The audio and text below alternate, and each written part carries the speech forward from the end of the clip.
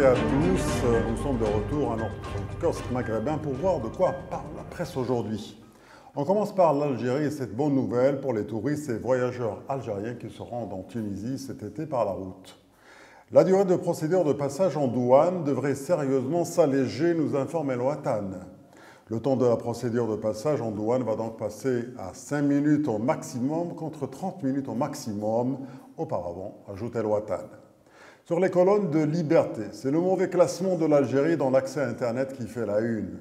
En effet, le taux de pénétration de l'Internet dans le pays s'établit à un peu plus de 19% et représente de ce fait l'un des plus faibles niveaux de ce classement mondial, c'est-à-dire le 153e rang mondial sur 201 pays, affirme Liberté.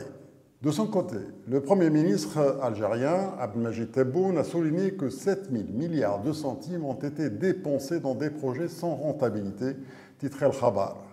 Le Premier ministre a insisté pour que l'État rationalise ses dépenses et lutte contre la dilapidation des deniers publics, notamment dans une conjoncture très difficile, écrit El Khabar. En Tunisie, le remaniement ministériel revient au devant de la scène. Dans son éditorial, le quotidien Choroq estime qu'un relifting de l'équipe de Youssef Chahed devient à la fois impératif et urgent.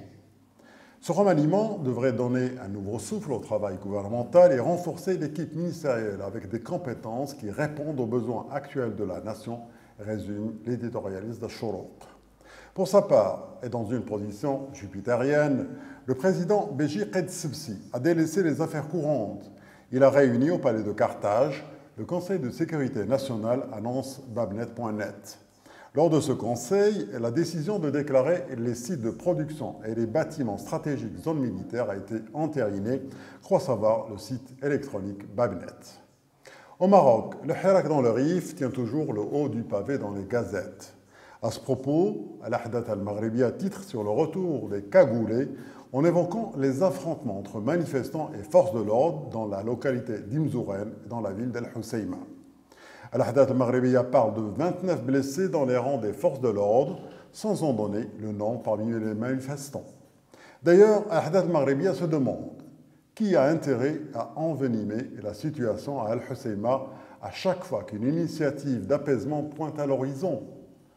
D'autres questions ne sont pas moins importantes, estime Al-Ahdath al-Maghribiya. Qui veut laisser les gens otages de la tension?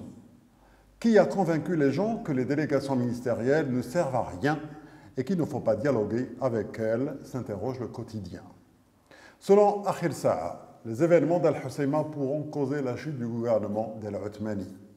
Le ministre de l'Intérieur, Abdelwafil Ftit, et le ministre de l'Économie et des Finances, Mohamed Bouzaïd, ont entamé une enquête sur le retard des chantiers programmés dans le cadre d'Al Hoceima, phare de la Méditerranée, assure Akhir Sa'a.